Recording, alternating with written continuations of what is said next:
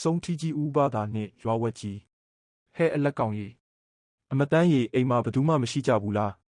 မိမကြီးတယောက်ကအတန်ကုန်အောင်ဟစ်ပြီးတော့ကျုပ်တို့အိမ်ထဲကိုအမောတကောနဲ့ဝင်လာတဲ့အချိန်ကတော့ညနေဆောင်ကြီးပေါ့ဗျာဝါဆိုဝါခေါင်မိုးရင်းကြီးဆိုတော့ကောင်းကင်ကြီးကအုံမိုင်းနေတဲ့အတန်ကြားလိုက်တာနဲ့ဘသူလဲဆိုတာကိုကျုပ်သိပြီးသားပါအလက်ကောင်အကြီးကောင်ဟောတော်အိမ်မှာဘသူမှမရှိကြဘူးလားကျုပ်လဲလှေကားပေါ်ကပြေးစင်းလာရင်းနဲ့ရှိပါတယ်ဒွေးလေးရထိုင်ပါအောင်ဗျာဒွေးလေးကအမောတကောနဲ့ထိုင်လိုက်တယ်ထောက်ရှာရိုးကနေအမောတကောနဲ့လာရအောင်ဘာကိစ္စများထူးလို့လဲဒွေးလေးရဲ့ဒွေးလေးကရေနွေးတစ်ခွက်ကိုငှက်နေရင်းနဲ့အလူကိစ္စဟေ့အလူကိစ္စဒါနဲ့နင့်အမေငါအမအိမ်မှာမရှိဘူးလားခုနကတော့မိဖို့ကြောင့်လည်းရှိသေးတယ်အခုတော့ဘယ်ရောက်သွားတယ်လဲမသိဘူးပြောနေတော့အမေကရောက်မှကြီးကင်ပြီးမိဖို့ကြောင့်တဲကနေထွက်လာခဲ့တယ်ရှိပါတော့ရှိပါညီးတန်ကြီးကိုဟိုးတခေါ်လောက်ကလေးကြားပြီးသားပါပြောပါအောင်ဘာကိစ္စဘာကြီးကလွတ်လိုက်တာအမရဲ့အမေကမျက်မှောင်ကျုပ်လိုက်ပြီးဘာကြီးဆိုတော့မဟုတ်မှလွယ်ရောဘာကြီးတန်ဝင်လာ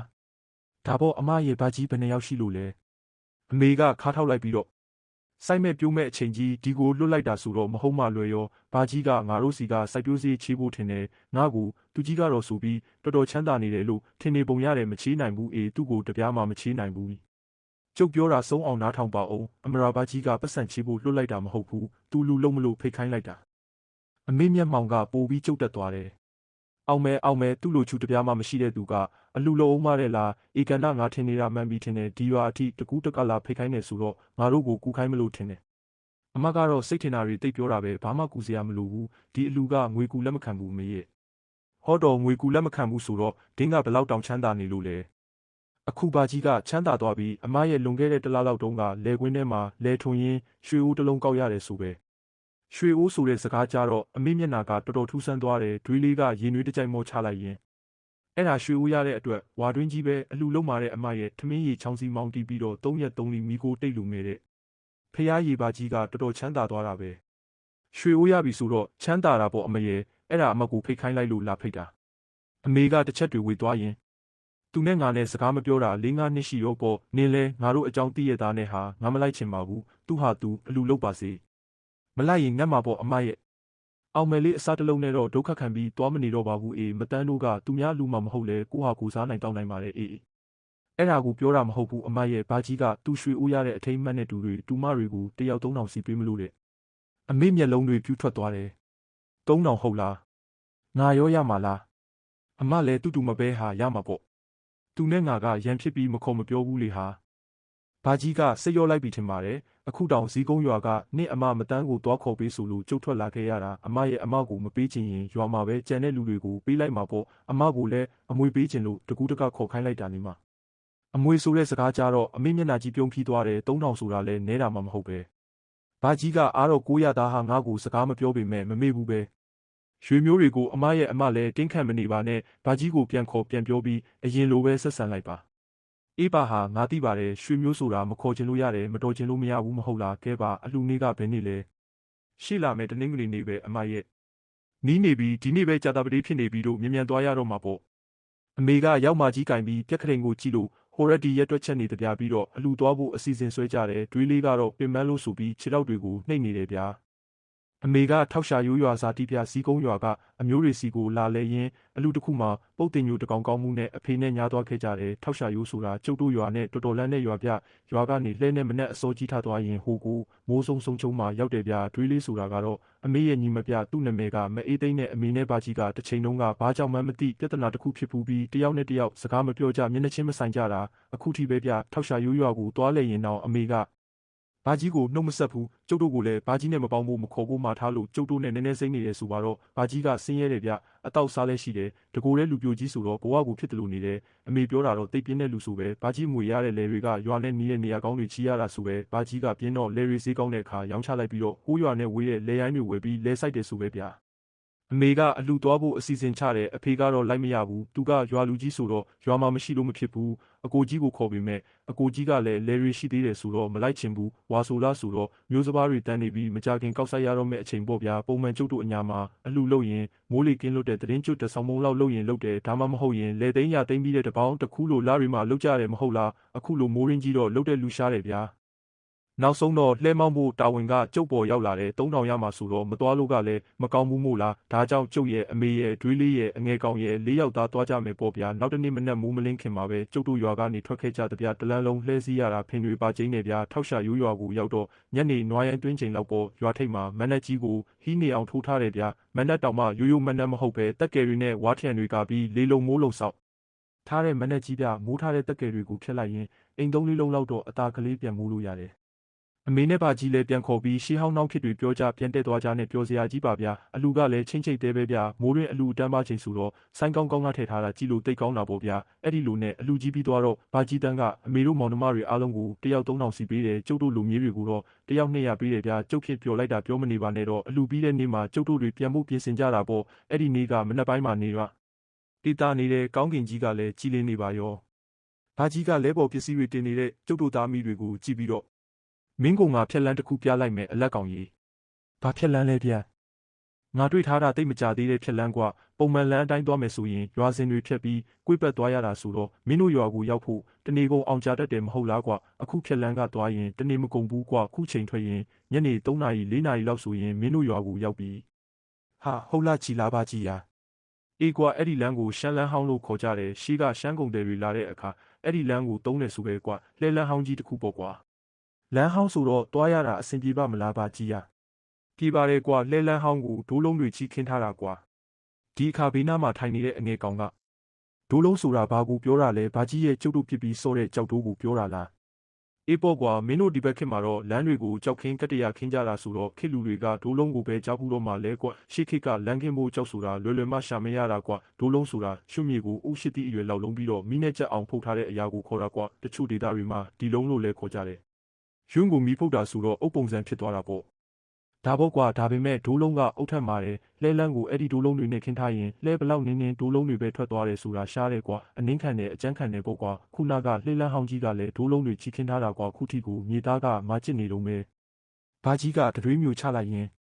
ဒီလမ်းကရွာတွေကိုရှောင်ပြီးဖောက်ထားတဲ့လမ်းဆိုတော့ရွာဆက်တော့ကျဲတကွာရွာစင်မဖြတ်ရဘူးဆိုတော့မြန်တာတော့အတော်မြန်တယ်ခုခေတ်စကားနဲ့ပြောရင်မြို့ရှောင်လမ်းလို့ပြောရမလားပဲဒါဆိုလဲအဲ့ဒီလမ်းကသွားမယ်ဘာကြီးလမ်းညွန်လိုက်ဗျာလမ်းကရှင်းရှင်းလေးပါကွာတို့ရွာကထွက်ပြီးကွန်း100ညက်လောက်မောင်းလိုက်ရင်လှဲလန်းချောင်းကြီးတစ်ခုဖြူးနေတာတွေ့လိမ့်မယ်အဲ့ဒီလမ်းကြီးအတိုင်းတာမောင်းချသွားပြီးတော့ဘယ်ကိုမှမကွေးနဲ့လမ်းဆုံးရင်တန်းမြင့်ရွာနဲ့မင်းတို့ရွာကြားကဖိုးခေါင်စရဲ့နားကနေလမ်းပြန်ပေါက်တယ်ကွာစမ်းကြည့်ရတာပေါ့ဗျာအဲ့ဒီလမ်းတာတကယ်ဟုတ်လို့ကတော့သွားရလာရတာပူနီးသွားမှာ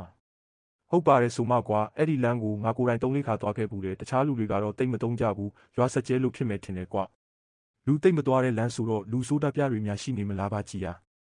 ာလက်ကောင်ရမင်းကတော်တော်ဝေးတဲ့ကောင်ပဲကွာကဲပါမထူးဘူးမင်းတို့နဲ့အတူတူငါပါလိုက်ခဲ့မယ်မင်းတို့ဖေနဲ့လည်းမတွေ့တာကြပြီဆိုတော့စကားလေးပါလေးပြောရတာပေါ့ကွာဘာကြီးလိုက်မယ်ဆိုတော့ကျုပ်တို့ဝမ်းသာသွားမိတယ်ဒါနဲ့ပဲအမေရွာကနေထွက်လာခဲ့ကြတယ်လဲမောင်ရင်ကောင်းကင်ကြီးကိုကြည့်လိုက်တော့ကောင်းကင်ကြီးကပြလို့ပြတိမ်ပပကလေးတွေပဲရှိတယ်မိုးရင်းဆိုပေမဲ့နွေရာသီလိုမျိုးနေကချစ်ချစ်တောက်ပူနေတယ်အမေရီဒီပုံစံအတိုင်းဆိုရင်တော့ညနေမိုးရွာလိမ့်မယ်ထင်တယ်ဗျတောက်တီတောက်တဲ့အလက်ကောင်ရဲ့ဘယ်မှာမိုးရိပ်ရှိလို့လဲနေစမ်းပါအောင်ညနေမိုးရွာမယ်လို့နင့်ကိုဘသူကပြောလို့လဲဥပဒါပြောတာဗျဥတာကတခါတော့ပြောဘူးတယ်ခုလိုမိုးရင်းကြီးမှာဆိုရင်မနက်မိုးရွာခမောက်ပါမနက်နေတာရေဘူးပါတယ်ဗျအတိတ်ပဲကတော့မနက်ခင်းနေတာရင်ညနေမိုးရွာမယ်မနက်ခင်းမိုးရွာရင်ညနေနေတာတတ်တယ်ဆိုပဲအယူပြောအယူယုံပါအေးဒီမဲ့လက်ကောင်နင်မဟုတ်မဟက်လူတွေနဲ့ပေါင်းပြီးမဟုတ်တာတွေတက်နေတယ်မဟုတ်လားဘာကြီးကလည်းကိုမြုံနေရင်ဟုတ်ပါအလက်ကောင်ရာဒီလောက်နေပူနေတာမိုးကရွာပါမလားကွာသူတို့ကကျုပ်စကားဆိုရင်အယူပေါ်စကားလိုပဲသဘောထားကြတာဗျအိမ်ကလူတွေဆိုပိုဆိုးတာပေါ့ဒါနဲ့ကျုပ်လည်းဆက်မပြောတော့ပဲဆက်မောင်းလာခဲ့လိုက်တယ်လမ်းဘေးတစ်ဖက်တစ်ချက်မှာတော့မျက်ရိုင်းတွေပေါက်နေတဲ့ကွင်းကြီးတွေပဲရှိတယ်တခါတော့တောတန်းကလေးကိုဖျက်သွားရတယ်ဟိုဝေးမှာလှမ်းမြင်နေရတဲ့အိမ်ခေါင်မိုးလေးတွေကိုဘာကြီးကလည်းညှိုးထိုးပြပြီးအဲ့ဒါပဲရွာဟိုရွာကတော့ဘာရွာဆိုပြီးရှင်းပြနေသေးတယ်တခါကျတော့ရင်းကြီးတက်နေတဲ့အုတ်ကူဖြူဖြူကြီးတွေကလမ်းဘေးမှာအစီအီရှိနေကြတယ်တခါကျတော့လဲလွမ်းစီဒီလိုစေဒီပြက်ကလေးရဲ့ဘေးကနေဖျက်ရပြန်တယ်နေ့လေရောက်တော့နေကအတော်ပူနေပြီးနွားတွေကလည်းပင်ပန်းနေတာနဲ့လမ်းဘေးကတစ်ပင်ကြီးတစ်ပင်အောက်မှာနွားလဲကိုနားလိုက်တယ်နွားတွေကိုဖြုတ်ပြီးအနီးနားကမြက်ခင်းပြင်တွေကိုကျိုးရှည်တုပ်ပြီးလှန်ထားလိုက်ရတဲ့လူတွေလည်းမောပန်းလာတာဆိုတော့ထမင်းစားတောက်ကြတာပေါ့ဗျာထမင်းဟင်းတွေကထောက်ရှာရိုးရွာကထွက်လာတဲ့ကချက်ပြုတ်ပြီးထက်လာကြတာထမင်းစားနေတော့ကြတုတ်ခေါင်းပေါင်ကတစ်ပင်ကြီးကလေးမတိုက်ပဲတရှင်းရှင်းနဲ့လှုပ်လာတယ်နောက်ပြီးတော့ဘေးနားကခြုံပုတ်တွေကလည်းတရှုံရှုံနဲ့လှုပ်ရှားနေကြတပြားဘာကြီးတစ်ပင်တွေခြုံပုတ်တွေကလေးမတိုက်ပဲလှုပ်နေပါလားကျုပ်တို့တော့တရေအချောက်ခံရပြီထင်တယ်ဘာကြီးကအေးအေးလူလူပဲထမင်းစားနေရင် မဖြစ်နိုင်ပါဘူးအလက်ကောင်ရနေကင်းကြောင်တောင်ကြီးဘဲကတရေရှိမှလဲကွာတစ်ပင်လောက်တာငှက်တွေပါတွေတွာလာနေလို့ဖြစ်မှာရှင်းတွေကြောင့်လည်းဖြစ်နိုင်တယ်ခြုံလောက်တာကတော့ယုံတွေလူတန်ကြားလို့ထွက်ပြေးတာဖြစ်မှာပါကွာဒီလမ်းကလူသိမ့်မသွားတော့တောကောင်ကလေးတွေမင်းမှုနေတဲ့လမ်းပေါ်ကွာဟုတ်ရဲ့လားပါကြီးရဲ့တမင်တက်တက်စိတ်ဖြေတွေးနေတာမဟုတ်ဘူးလားဘာကြီးကတော့အဲ့ဒီတရေတစေစုစုံကဝေတို့ကိုယုံလဲမယုံဘူးဒီအသက်ဒီအရွယ်အထိကြုံလဲမကြုံဘူးပါဘူးကွာတရေဆိုတဲ့အတန်ကြားတော့အငယ်ကောင်ကမျက်စိမျက်နှာပြက်နေပြီးဒီကောင်ကတိတ်ကြောက်တတ်တယ်မဟုတ်လားမဟုတ်ဘူးနော်ဘာကြီးတရေတစေတို့နာနာဘာဝါတို့ဆိုတာမယုံလို့မရဘူးတကယ်ရှိတယ်ကျုပ်ကိုယ်တိုင်လည်းကြုံဘူးပြောလို့တောင်မဆုံးသေးဘူးအမေကကျုပ်ကိုဘေးနားကဒဏ်အိုးဖုံးကောက်ပြီးခေါင်းကိုခောက်ထည့်လိုက်တယ်တော်တော်အလက်ကောင်နင်းပါဆက်ကိုပိတ်ထားဆန်းလူကြီးကမရှိဘူးဆိုရင်မရှိဘူးပေါ့နင်ကဘာတွေအထွန်းတက်နေတာလဲ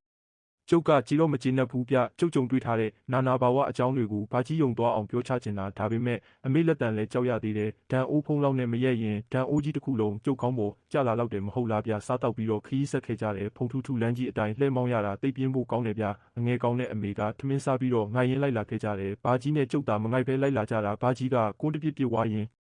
အလက်ကောင်မင်းတချင်းဆိုပါလားကွာဟဲဦးကြီးကကျုပ်တန်ကိုနားထောင်ခြင်းနဲ့တူတယ်အေးဟာလှဲမောင်းရင်းပြင်းနေကွာမင်းတန်ကိုပဲရေဒီယိုမှတ်ပြီးနားထောင်ရတော့မယ်ဆိုစမ်းကွာပရိသတ်ကတောင်းဆိုလာပြီးဆိုတော့လေကျုပ်လည်းတက်တိပညာမနေတာဆိုသလိုဆိုရတော့မှာပေါ့ဗျာအသက်တူးညရှူလိုက်ပြီးလဲချောင်းတစ်ချက်ရှင်းလိုက်ရင်ခေါင်းလောင်းတန်တညံညံပေးဟေးတဲ့ရွာเจ้าကိုပြေးမြင်မိတယ်တတိယနေတယ်တငယ်ချင်းကြီးတို့များငယ်ငယ်တုန်းကရွာဝင်လန်းစီကနေအလက်ကောင်တနဲ့ဘာဖြစ်နေတာလဲနိုင်နေတဲ့အမေကတောင်ထမေးယူတယ်ဟာအမေတို့ကတော့လှုပ်ချလိုက်ပြန်ပြီဗျာတွန်တေးသိမ့်တန်လဲအဲ့ဒီလိုပဲတနဲ့ထဲဆိုတာပဲလေတွန်တေးသိမ့်တန်ကအဲ့ထဲပေမဲ့နင်းကပိုများနေသလားလို့ဟုတ်တယ်အလက်ကောင်ရတခြားတချင်းပြောင်းဆိုစမ်းကွာ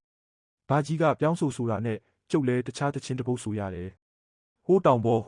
်ရိုးစီကမြူကိုးတွေလွင်ဟင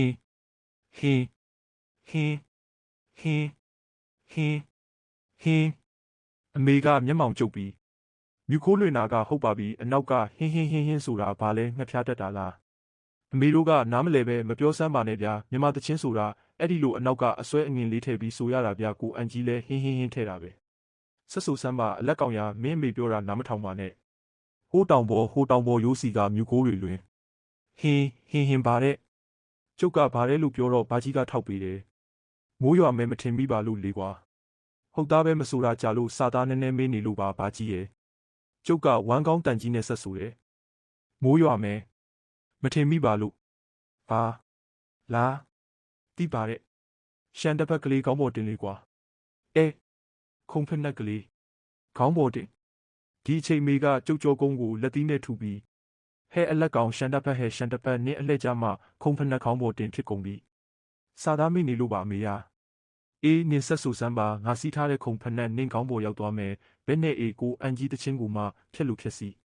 အမေကကိုအန်ကြီးဖန်ပြသွားရှုပ်လို့တော့မရဘူးကျုပ်လဲခုံဖက်နှက်ခေါင်းပေါ်တင်ခံရမှာကြောက်တာနဲ့တခြားတချင်းပြောင်းရတယ်ဟုတ်ပြီဒီတစ်ခါတချင်းကတော့အခုကျုပ်တို့အဖြစ်နဲ့သွားဆင်နေတယ်ဗျာ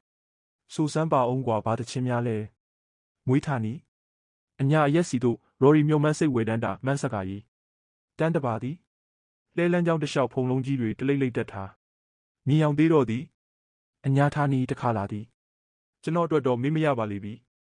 တန်းထွန်းလေးရဲ့မမေ့တော့အညာတချင်းကိုအင်ထရိုကောင်းကောင်းလေးဝင်လိုက်တယ်ဗျာဒီအခါနောက်ကထိုင်နေတဲ့ပရိသတ်ကြီးကဘာမှမပြောတော့ဘူးဗျာမြန်မာတချင်းတွေထုံးစံကတချင်းတစ်ပေါက်ကိုနှစ်ကြော့ပြန်ဆိုလေးရှိတယ်ဆိုတော့အင်ထရိုကိုနောက်တစ်ကြော့ပြန်ဝင်ရတယ်မွေးထာနီမွေးထာမွေးအောင်မယ်လေးမွေးကြီးပြကျုပ်ရောင်ရမ်းပြီးထားအော်လိုက်မိတယ်ငွေစိမ့်မီ6တကောင်ကတစ်ပင်ပေါ်ကနေပုတ်ခနဲကျုပ်ပူဆိုးပေါ်ကိုပြုတ်ကြတာဗျာကျုပ်လည်းလန်းနဲ့မတ်တက်ရက်ပြီးပစိုးကိုခါထည့်လိုက်တာမွေးခများဘယ်ကိုလွတ်မှန်းမသိလွတ်ထွက်သွားပါရောကျုပ်ကမွေးဆိုရင်တော့တေးအောင်ကြောက်တာဗျာဘာကြီးကဒီအဖြစ်ကိုလည်းမြင်ရောတဟာနဲ့ထရေတော့တာပဲဟာအလက်ကောင်ရလက်မလုံးလောက်ရှိတဲ့မွေကိုမွေကြီးဆိုပဲကွအမှတ်တမဲ့ဆိုတော့လန့်သွားလို့ပါဘာကြီးအေးပါကွာဆက်ဆိုဒီတခါတော့မွေကြီးဆိုပြီးမလုံးနဲ့တော့ဟုတ်ပြီလားဒီမွေလောက်တာနဲ့ feeling ပါပြက်တယ်ဗျာဒါနဲ့ရသမျှ feeling ကိုပြန်စုပြီးတော့တချင်းဆက်ဆိုလာလိုက်တယ်အမေကတော့သူ့ကိုချော့သိမ့်နေတယ်လို့ထင်သလားမသိပါဘူးလဲနေရန်ကိုမိပြီးဇက်ကြီးကိုကျိုးလို့ပြလမ်းကွေကလေးတနေရာရောက်တော့မင်းကလေးတယောက်ကတောင်းကြီးရွက်လို့ကျုပ်တို့လဲကိုရက်ဆောင်နေတဲ့ကျုပ်လဲလှဲကိုရက်လိုက်တော့ဘာကြီးကလှမ်းမိတယ်ဟဲ့ငါတူမဘယ်သွားမလို့လဲဟိုးအရှိနာကရွာကိုသွားမလို့ပါတချင်းတန်ကြလို့ရက်နားထောင်နေတာဒါနဲ့ခုနကတချင်းဆိုတာအဖကြီးလားဘာကြီးကခေါင်းခါပြီးတော့ကျုပ်ကိုမင်းငေါပြလိုက်တယ် တချင်းကကျုပ်ဆိုတာပါဗျာဘာလဲနားထောင်မကောင်းဘူးလားနားထောင်ကောင်းလုံးလို့ရက်ပြီးတော့တောင်နားထောင်မိနေတာနောက်တစ်ပုတ်လောက်ထပ်ဆိုပြပါလားကျုပ်ကဝင်မြင့်သွားမိတာတော့အမှန်ပဲဗျအမေကကျုပ်ကိုအမျိုးမျိုးဝေဖန်နေပေမဲ့ဒီမိန်းကလေးကနားထောင်ကောင်းလုံးလို့တဲ့ဗျသူစိမ့်ဆိုတော့မျက်နှာလိုက်ပြီးပြောတာမဖြစ်နိုင်ဘူးဗျတကယ်ကောင်းလို့ကောင်းတယ်ပြောတာဖြစ်မှာဒါနဲ့တူမကြီးကဘယ်သွားမလို့လဲဟိုးအရှိနာဆိုကျမတို့ရွာရောက်ပါပြီဒါဆိုလမ်းကြုံနေတာပဲကျုပ်တို့နဲ့လိုက်ခဲ့ပါလားလမ်းလျှောက်နေရင်ပင်ပန်းတာပေါ့ကျုပ်တို့ခေါ်တော့မိန်းကလေးကနည်းနည်းကြောက်လန့်နေတဲ့ပုံပဲပြ3-4ခါခေါ်တော့မှလဲနောက်မီးမှာတက်လိုက်လာတယ်ဘာကြီးကကဲအလက်ကောင်ကြီးမင်းရဲ့အမခံပရိသတ်တယောက်တော့တောင်းဆိုနေပြီကွာတချင်းလေးပါလေးဆိုပြလိုက်စမ်းပါအောင်ကွာတောင်းတဲ့လူကတောင်းနေပြီဆိုတော့ကျုပ်လဲအတန်ကုန်ဟစ်ပြီးဆိုရတော့တာပေါ့ဗျာတချင်းဆိုကောင်းနေတော့ဂျင်းကနေမိုးချင်းတန်ကြီးကြောင့်ကျုပ်လက်ဖြတ်သွားမိတယ်ကောင်းကင်ကိုကြည့်လိုက်တော့မိုးတိမ်တောင်ကြီးတွေကကောင်းကင်တစ်ခွင်လုံးကိုဖုံးနေတယ်ဗျာအိတ်နေတဲ့အမေတော်မှလက်မီနိုးသွားတယ်လှဲပေါ်ကိုကြည့်လိုက်ရင်ဟဲ့အလက်ကောင်နင်တို့ဘယ်ကဟာမကြီးခေါ်တင်လာတာတော့ဟဲ့အမေကလည်းဗျာလမ်းကြုံတာနဲ့လဲကြုံခေါ်တင်လာတာပါဗျာအမေကကောင်းကင်ကိုကြည့်ရင်ဟောတော့မိုးရွာတော့မယ်ထင်တယ်ဘလို့လောက်ကြမလဲဘာကြီးမိုးရွာတော့လဲဆိုယုံပေါ်ဟာနောက်1 နာရီ 2 နာရီလောက်ဆိုရင်ရပြီဟာဒီမိုးကနောက်2 နာရီလောက်ထိနေမယ်မထင်ဘူးအလက်ကောင်ရမြ မြမောင်းဆန်းပါအမေကတွန်းတာနဲ့ကျုပ်လဲနွားတွေကိုချိန်နဲ့တွန်းရတော့တယ်တွားရင်နဲ့မိုးတွေတဖွဲဖွဲကျလာပါရောဗျာကျုပ်ပြောသားပဲအမေရမနဲ့နေတာရင်ညနေမိုးရွာတတ်တယ်ဆိုတာလေ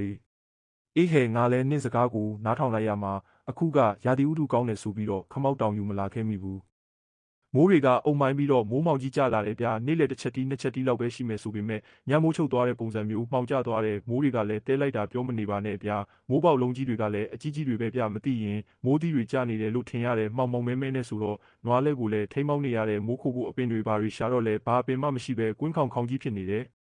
ဒီအချိန်လဲပေါ်ပါလာတဲ့မိန်းကလေးကမိုးတွေတော်တော်သဲနေတာပဲဒီအတိုင်းဆိုရင်အဘကြီးတို့တော့မလွယ်ဘူးအရှိနာဆိုရင်ကျမတို့ရွာကလေးကိုရောက်တော့မယ်ရွာမှာခဏမိုးဝင်ခိုပါလားမိုးတိတ်တော့မှဆက်သွားကြပေါ့ရှင်ကျုပ်ကအမေကိုကြည့်လိုက်တယ်လှဲပေါ်ပါလာတဲ့လူတွေအားလုံးလဲကြွက်စုပ်ကလေးတွေလိုဖြစ်နေကြပြီဗကြီးကအေးအဲ့ဒီအကြံကောင်းတယ်ကွာမိုးရီတွေကြဆက်သွားရင်ဖျားနာကုန်ကြလိမ့်မယ်ဗကြီးကလှဲပေါ်မှာအကြီးဆုံးဆိုတော့သူ့စကားကိုလက်ခံလိုက်ကြတာပေါ့ဗျာမိန်းကလေးကသာရှီနာမရွာရှိတယ်လို့ပြောနေပေမဲ့ကျုပ်ကတော့ကွင်းပြင်ကြီးကလွဲရင်ဘာဆိုဘာမှမရှိပါဘူးဗျာခမရတို့ရွာကဘယ်မလဲဗျကျုပ်တော့ဘာမှမတွေ့ဘူးနော်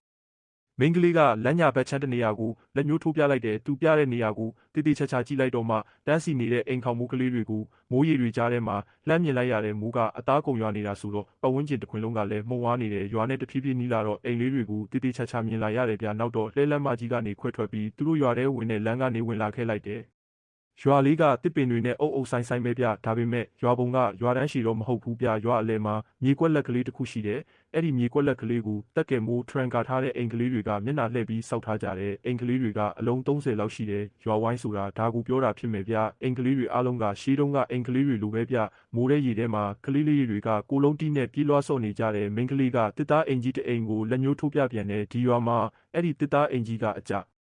ပြီးဆုံးပဲဗျခြေလမ်းရှိပုံစံကြီးစောက်ထားတာဗျလဲကိုအဲ့ဒီအိမ်ရှိမှရက်လိုက်တာနဲ့မိန်းကလေးကပြေးဆင်းသွားတယ်ကျုံနဲ့ကြံတဲ့လူတွေလည်းလဲပေါ်ကဆင်းပြီးတော့အိမ်ပေါ်ကိုတက်လိုက်လာခဲ့ကြတယ်အိမ်ပေါ်ရောက်တော့ဘာကြီးကကြမ်းကင်းပေါ်မှာထိုင်ချလိုက်တဲ့ကျုပ်တို့ကိုလည်းကြည့်ပြီးတော့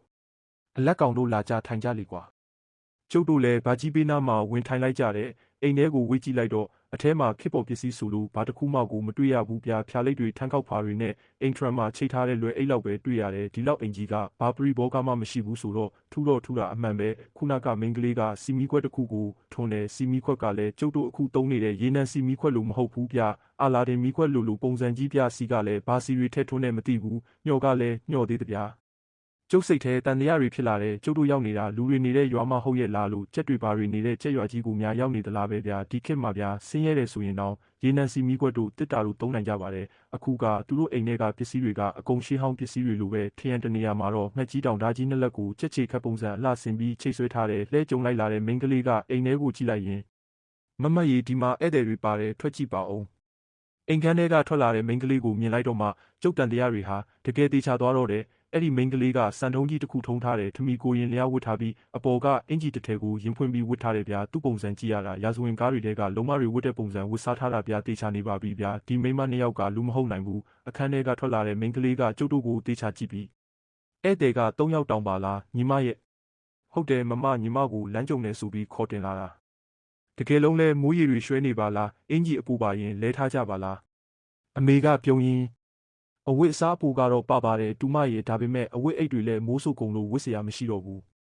ဒ ဒါများအတော်ရဲ့ကျမမိခင်ပေးမှာပေါ့ဒီအတိုင်းဆူကြီးနဲ့နေရင်ဖျားသွားလိမ့်မယ်ဟုတ်တယ်ဗျကျုပ်တို့တကိုယ်လုံးမိုးတွေဆူရွှဲနေပြီးလက်မှာလည်းပဲကြီးရည်တွေတွန်းထနေတယ်အငယ်ကောင်ဆိုချမ်းလုံးလို့မေးချင်းရိုက်နေတယ်ဗျဒါနဲ့အဝတ်စားအိတ်ထဲကအဝတ်စားတွေထုတ်ပြီးလိုက်ရတယ်မဆိုတဲ့မိန်းကလေးကရေဆူနေတဲ့အဝတ်စားတွေကိုယူပြီးအိမ်နောက်ဖက်ဝင်သွားတယ်ကွန်းတရာမညက်ခင်မှာပဲအပြင်ကိုပြန်ထွက်လာတယ်သူ့လက်ထဲကအဝတ်စားတွေကတွေးချောက်ကုန်ပြီးဗျဒါနဲ့ကျုပ်တို့ဝတ်စားတွေလဲလိုက်ရတယ်ကျုပ်ကမဝတ်ခင်အဝတ်ကိုနမ်းကြည့်လိုက်တော့ထင်းနဲ့မီးတင်းနဲ့မရဘူးဗျမိုးရင်းမှာအဝတ်တွေမချောက်ရင်ဒီလိုပဲထင်းမိဖို့ပေါ်မှာမိခင်ရတယ်မိခင်ရင်ထင်းနဲ့မိတင်းနဲ့တော့ရတတ်တာပဲဗျာအခုဒီမိန်းကလေးယူလာတဲ့အဝတ်တွေကဘာနှမ်းမှကိုမရဘူးကျုပ်ဖြစ်ရိုးမရိုးရဲ့လားလို့တွေးမိတယ်သူအဝတ်တွေယူသွားတာလဲကွန်းတရာညက်မကြဘူးဗျာအလွန်ဆုံးရှိလား15မိနစ်ပေါ့ဒီအချိန်နဲ့ဒီအဝတ်တွေအကုန်လုံးခြောက်သွားတာကိုကျုပ်ကတင်ကားမကင်းဖြစ်နေတယ်အမေနဲ့ပကြီးတို့ကိုဒီမိမရိချက်တွေပါလို့ပြောချင်ပေမဲ့သူတို့ကယုံမှာမဟုတ်ဘူးမယုံတဲ့အပြင်ကျုပ်ကိုပြည့်ရည်ပြူကြမယ်ချက်တွေကကျုပ်ကချက်တွေမှန်သိနေတယ်ဆိုရင်ကျုပ်ကိုဒုက္ခပေးမှအသေးချပါပဲဗျာဒါနဲ့ပြေးဖို့အပေါက်လန်းရှာပြီးမတိမတာလေးဆက်ထိုင်နေရတဲ့ချက်မှန်သိအောင်အမေနဲ့ပကြီးကိုတက်တည်ပြချင်သေးတယ်ညနေ3 နာရီလောက်ရှိတော့မယ်မိုးတွေကလည်းမဆဲသေးဘူးပြို့ညီမလေးရေဧည့်သည်တွေဗိုက်စာရောပေါ်ထမင်းလေးပါလေးခုခတ်ကြွေးပါအောင်ကျုပ်ကလက်ကပြလိုက်ပြီးဟာရပါတယ်ကျုပ်တို့မစားချင်ပါဘူးဒီအခါဘာကြီးက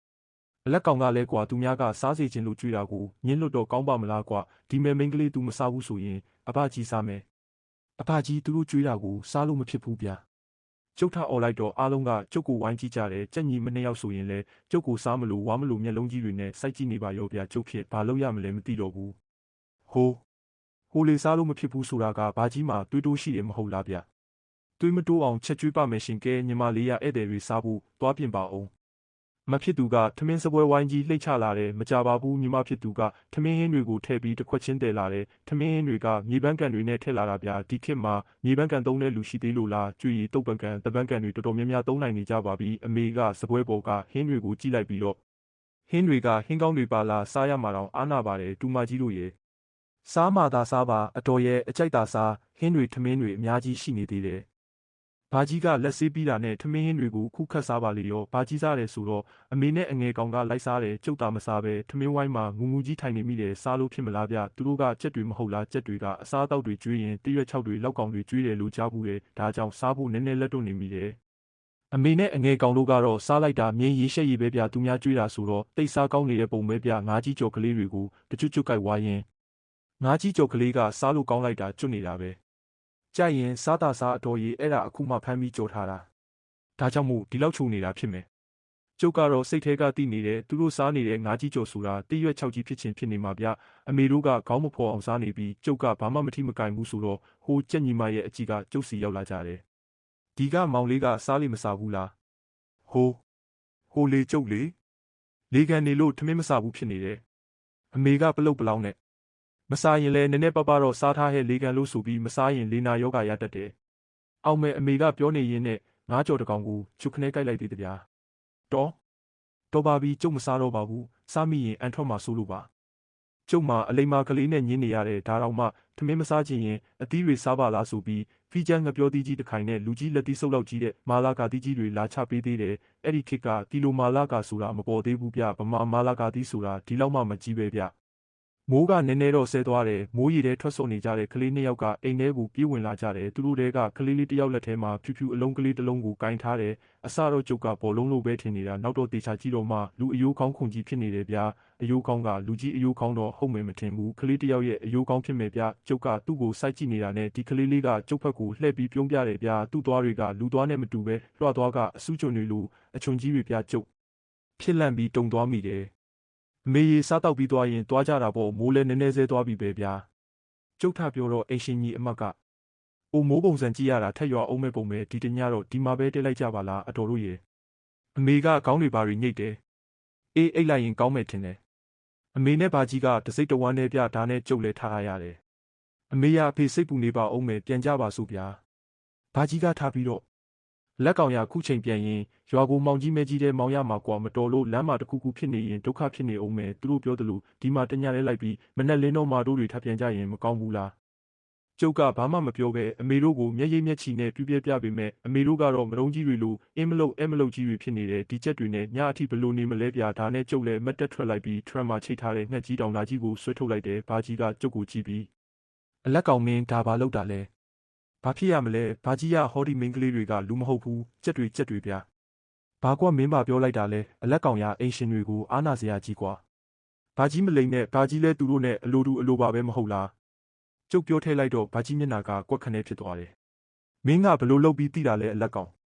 ဘလို့သိရမလဲဗျာကျုပ်ငကိုကလေးကစိတ်ထဲထင်နေပြီးသားဒီလန်းကိုညွန်တာလဲဘာကြီးပဲကျုပ်ကိုတချင်းဆူခိုင်းတာလဲဘာကြီးပဲဟောဒီကကြက်မကူလဲကြုံတင်မယ်ဆိုတာလဲအဘကြီးတိုက်တွန်းခဲ့တာပဲမိုးရွာလို့ရွာကိုလိုက်ခဲ့ပါဆိုတာကိုလဲဘာကြီးကဥဆောင်ခေါင်းငိတ်ခဲ့တာပဲမဟုတ်လားကျုပ်တို့တခုခုတီးသွားမှဆိုလို့ကာစီလုပ်ခဲ့တာလဲဘာကြီးပဲမဟုတ်လားနောက်တစ်ခုရှိသေးတယ်ဒီကြက်မကြီးကဧည့်သည်တွေ3ယောက်တောင်မှလားလို့ပြောတယ်မဟုတ်လားတကယ်ဆိုကျုပ်တို့က4ယောက်လာတာဗျဒါနဲ့1ယောက်ကတော့ဧည့်သည်မဟုတ်ဘူးလို့တွေးမိတာမှန်ပြောစမ်းပါဘာကြီးကကြက်တွေနဲ့ပေါင်းပြီးကျုပ်တို့ကိုတမင်ခေါ်လာခဲ့တာမဟုတ်လားဘာကြီးကတဟားဟားနဲ့အော်ရဲတယ်အလက်ကောင်မင်းကိုငါကတုံးတယ်လို့ထင်ထားတာအခုတော့မင်းကတိုးထက်တောင်းနေနေပါလားကွာဘာကြီးကျုပ်တို့ကိုဒီခေါ်လာတာအကြံစီတစ်ခုခုရှိတယ်မဟုတ်လားရှိတာပေါ့ကွာတိတ်ရှိတာပေါ့ကွာအေးလေမင်းတို့တွေရှင်းသွားအောင်ငါပြောပြရသေးတာပေါ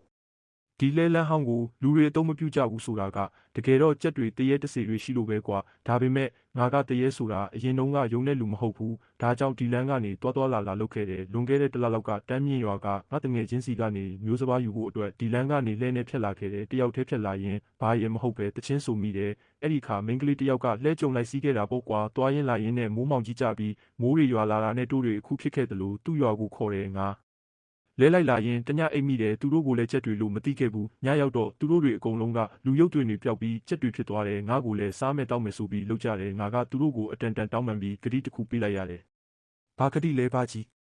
ငါကိုမစားဘူးဆိုရင်ငါဒီကိုလူတွေထက်ခေါ်လာမယ်ဆိုတဲ့ဂတိပေါ့ကွာငါရွာကိုပြန်ရောက်တော့ရွာကအယူမောင်မိုးကိုဒီကိုလိမ်ပြီးခေါ်လာခဲ့တယ်ချက်တွေကအယူမောင်မိုးကိုရတော့ငါကိုကျေးဇူးတင်နေဆိုပြီးရွှေအိုးတိုးပေးလိုက်တယ်လေကွာဗျာ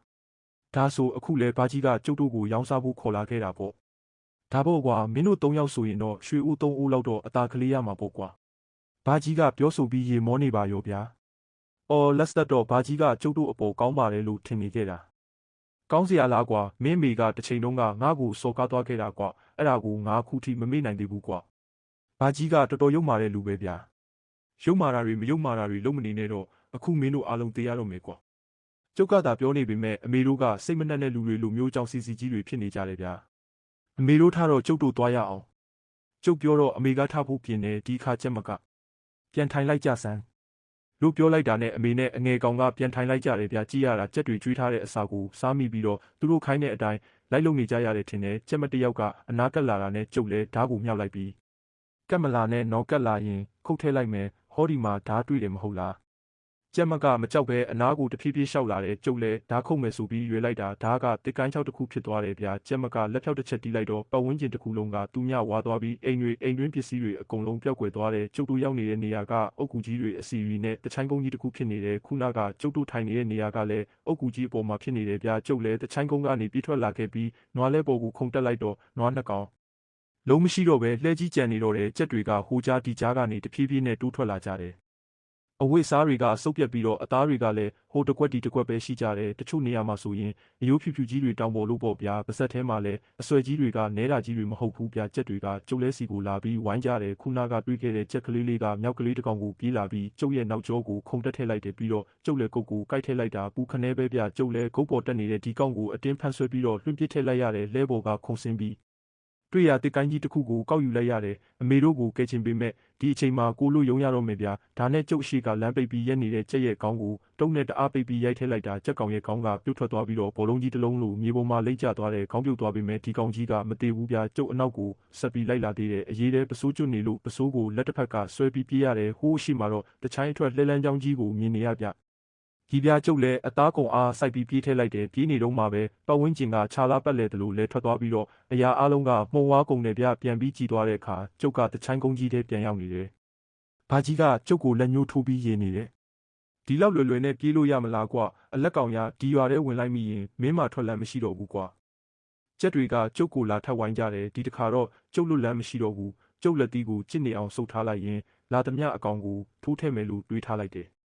ဒီအချိန်မှာပဲဗျာမိုးပေါ်ကနေမီရှူမီပန်းတက်သွားတယ်လို့ရှူရှူနဲ့အတန်တွေကြားလိုက်ရတယ်ပြီးတော့အဝါရောင်လင်းတွေထိန်လင်းနေတဲ့မီလုံးကြီးတစ်လုံးကမိုးပေါ်ကနေတဖြည်းဖြည်းကျလာတဲ့ကြက်ကောင်တွေလည်းခေါင်းမော်ပြီးဒီမီလုံးကြီးကိုကြည့်နေကြတယ်မီလုံးကြီးကတဖြည်းဖြည်းဆင်းလာရင်မြေပေါ်ရောက်တော့ဥပဒါကြီးဖြစ်သွားတယ်ဗျာဒါပေမဲ့ကိုလုံးတော့မပါဘူးဗျာခေါင်းကြီးပဲပါတယ်ကြုတ်ကြဘူးတယ်လို့စုံးတွေကခေါင်းဖြုတ်ပြီးလေပေါ်ပြန်ကြတယ်ဆိုတာဒါမျိုးဖြစ်မယ်ထင်တယ်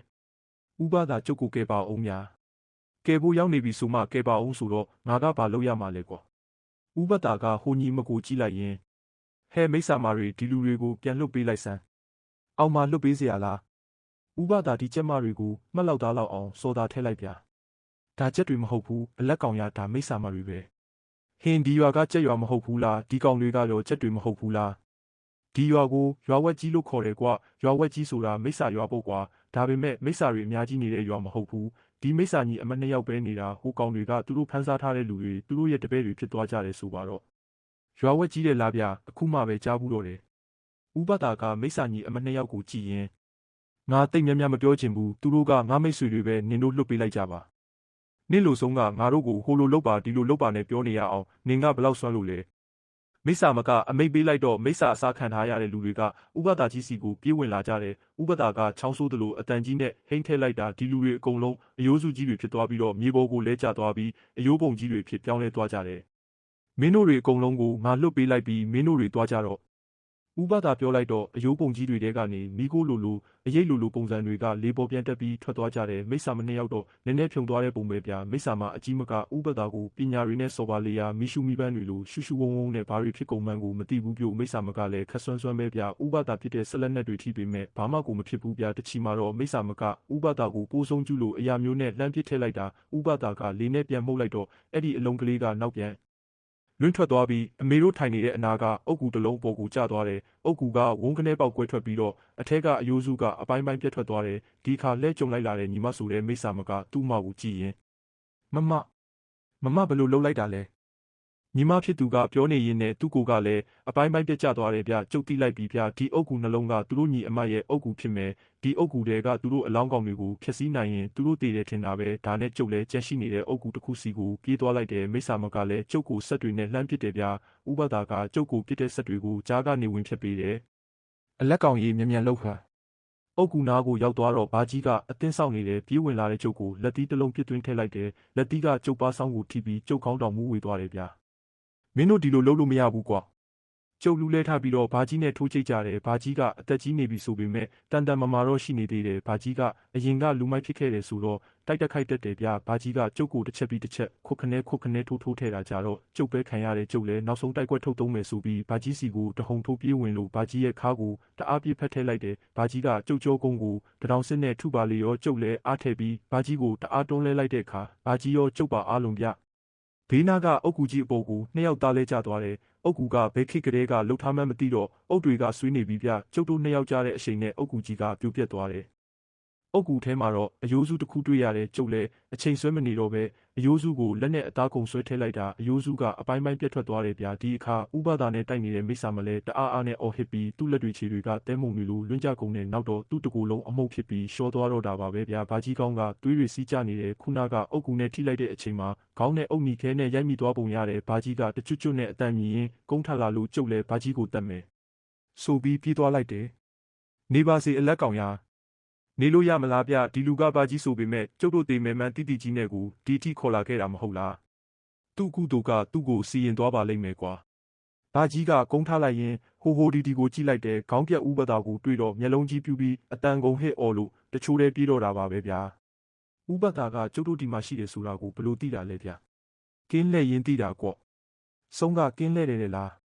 မင်းကိုငါရှင်းပြဖို့အချိန်မရှိဘူးအလက်ကောင်ရီတောထဲကငါကိုလုံးကြီးကိုသူများတွေတွေ့သွားရင်ပြဿနာတက်ကုန်မယ်ဟာဒါနဲ့အမေတို့ကိုဘယ်လိုလုပ်မလဲဥပဒါကပါဇက်ထဲကနေထွေခနဲလှုပ်လိုက်တော့တရွေးလေးနှစ်ဆက်ကအမေနဲ့အငယ်ကောင်းတဲ့ကိုသွားထိတယ်မင်းတို့အမေငုတ်တုံမိနေပြီကွမင်းသူတို့ကိုခေါ်သွားလိုက်ရွာထိပ်ရောက်တော့မှသူတို့တတိပြန်ဝင်လာလိမ့်မယ်ဒါဆိုပါကြီးကတော့ဗျာမင်းမကြီးကစိတ်ဖောက်သွားပြီကွာဒီလိုပြောလိုက်ကွာမင်းတို့ကိုရွာထိပို့ပြီးလှဲလန်းဟောင်းကအပြန်မှာတရေတွေ့ပြီးယူသွားတယ်ဆိုရင်လူတွေယုံလိမ့်မယ် ဦးဘသာကပြောပြီးတော့မိုးပေါ်ပြန်တက်သွားတဲ့ကျုပ်လည်းနွားနှစ်ကောင်ပြန်ရှာလမ်းဆင်ပြီးတော့အမေနဲ့အငယ်ကောင်ကိုတင်ပြီးရွာပြန်ခဲ့တာပေါ့ဗျာဦးဘသာပြောတဲ့အတိုင်းအမေနဲ့အငယ်ကောင်ကရွာထိပ်ရောက်တော့မှတတိယကြတယ်စေးမိထားတဲ့လူတွေကိုကြောင်စီစီကြီးဖြစ်နေတယ်အဖေမေးတော့ဦးဘသာတင်ပေးတဲ့အတိုင်းပြောလိုက်တယ်ဘာကြီးကတော့ကျုပ်တို့ကိုလိုက်ပို့ပြီးရွာပြန်သွားတယ်လို့ပြောလိုက်ရတာပေါ့ဗျာထူးဆန်းတာတစ်ခုကကျုပ်တို့သာမိုးတွေမိပေမဲ့ရွာဘက်မှာဘာမိုးမှမရွာဘူးလေဗျာကျုပ်စိတ်ထင်မိစ္ဆာမတွေကမိုးရွာအောင်လုပ်တာလားဒါမှမဟုတ်ကျုပ်တို့စိတ်ကိုလှည့်စားထားတာများလားဘာကြီးကတော့ယူသွားတာအမှန်ပဲယူသွားတာမှတွတ်တွတ်ခါအောင်ယူသွားတာနောက်တစ်နှစ်နှစ်နှစ်လောက်နေတော့ဘာကြီးဆုံးသွားတယ်ဥပဒါပြောသလိုသူ့အခုတူကသူ့ကိုစီရင်သွားတာဖြစ်မယ်ထင်ပါတယ်ဗျာ